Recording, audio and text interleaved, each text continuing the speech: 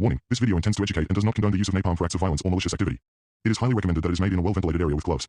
Hello, welcome back to another Dogman 77 video. Today we will be making napalm. What you will need is petrol, styrofoam, some form of a container, and a mixing tool.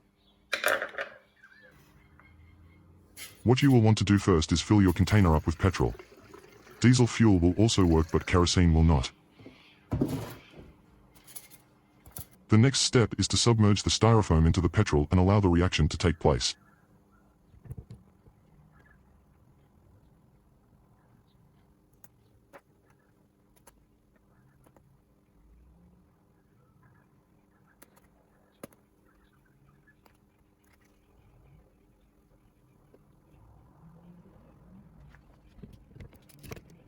Next, you will want to grab your mixing tool and stir the napalm into a blob. This will make it easier to store once the reaction is complete.